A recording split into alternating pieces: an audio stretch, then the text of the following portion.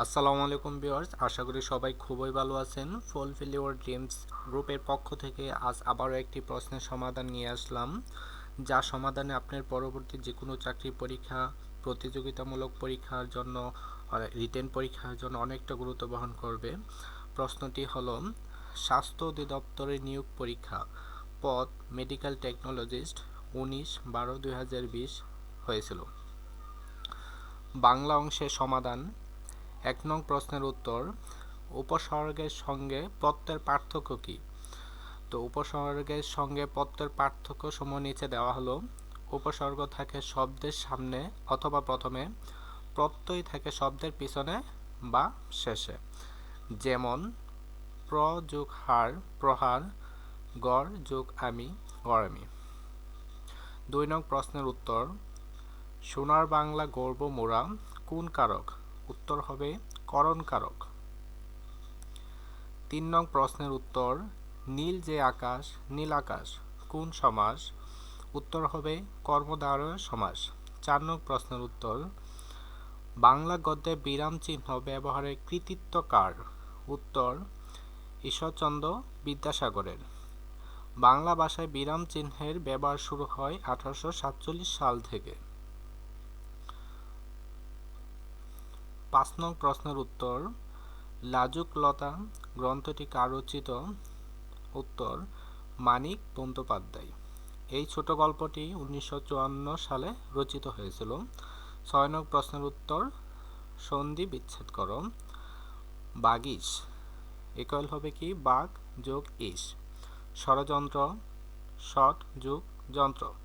7 নং প্রশ্নের উত্তর, শব্দের আদিতে বসে না এমন দুটি বাংলা ধ্বনি কি কি? ইয় আর নিয়। 8 নং প্রশ্নের উত্তর, দন্তবর্ণ কয়টি ও কি কি? উত্তর 5টি, যথা ত, থ, দ, ধ, দন্তান্ন।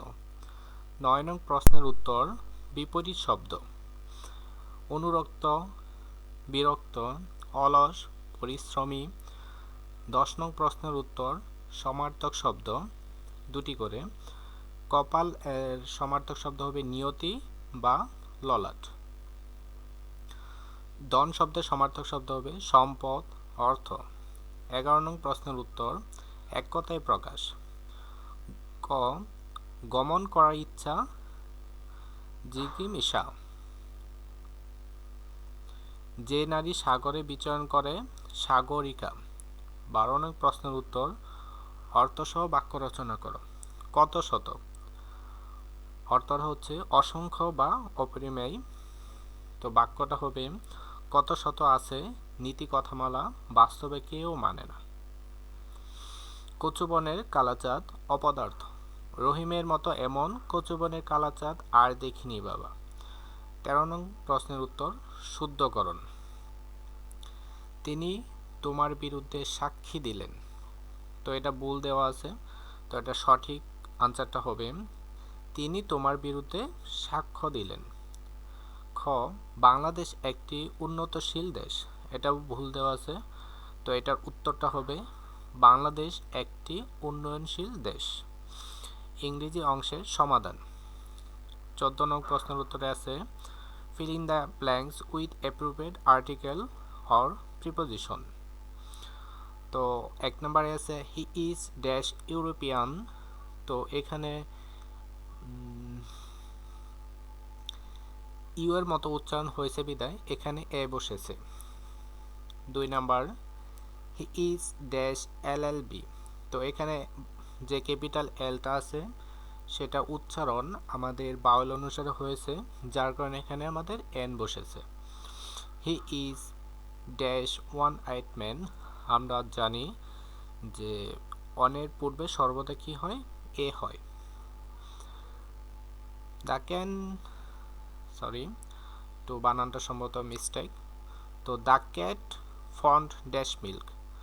তো কোনো কিছুর প্রতি প্রিয় থাকা, এখানে ফন্ড অফ বসে, যার কারণে এখানে ফন্ডের পরে অফ বসছে। 5 number, he is blind dash one I.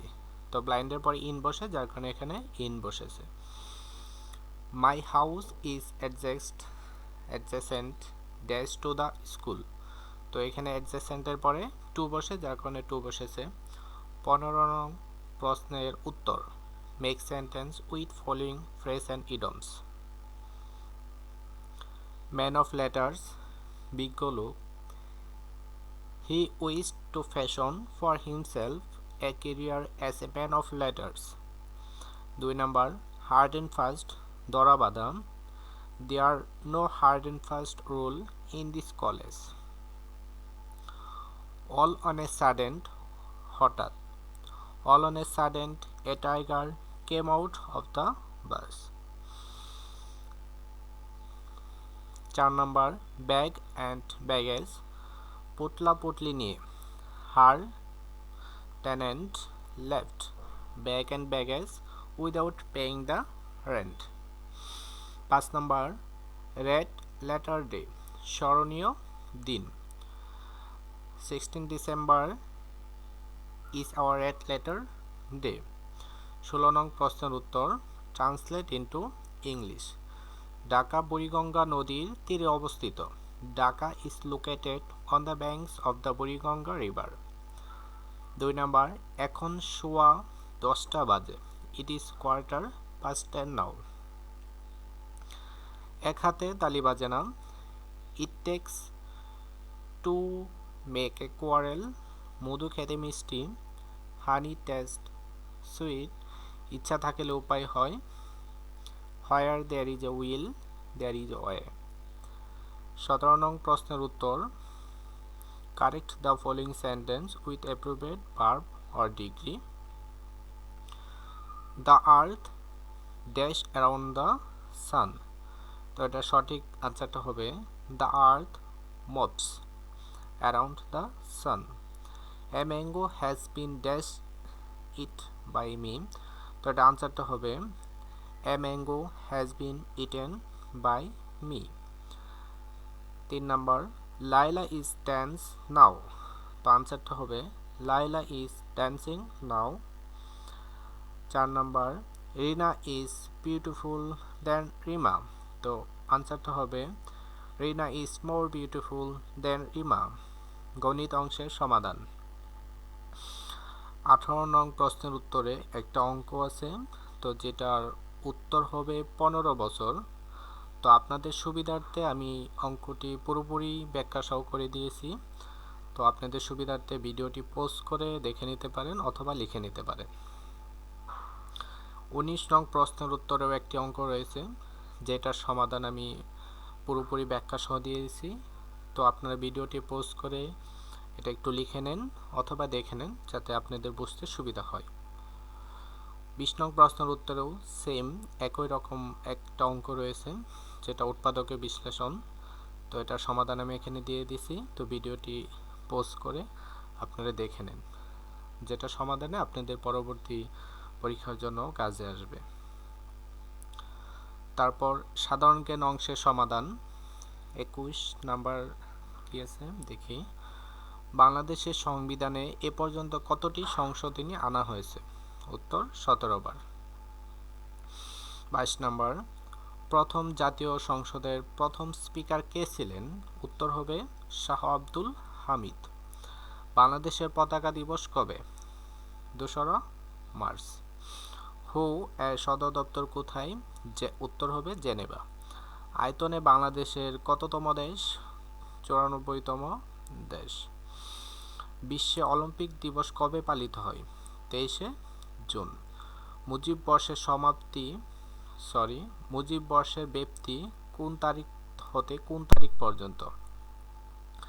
2020 সালের 17 মার্চ থেকে 2021 সালের 26শে মার্চ পর্যন্ত।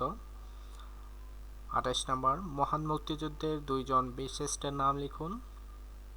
উত্তর হবে মুন্সি আব্দুর রউফ, মতিউর রহমান। 29 নম্বর, বাংলাদেশের জাতীয় সংসদের সংরক্ষিত নারী আসনের সংখ্যা কত? উত্তর হবে 50। 30 নম্বর, সুরমা ও কুশিয়ারা মিলিত স্রোতধারার নাম কি? উত্তর মেঘনা। জাতীয় শিশু দিবস কবে পালিত হয়? উত্তর 17 মার্চ। 32 বাংলাদেশের জাতীয় সংসদের অধিবেশন কে আহ্বান করেন? উত্তর রাষ্ট্রপতি। 33 নং-এ আছে পূর্ণরূপ লিখুন। তো এসডিজি এটার পূর্ণরূপ হইবে sustainable development goals. UNESCO united nations educational scientific and culture organization ইসিএনইএস।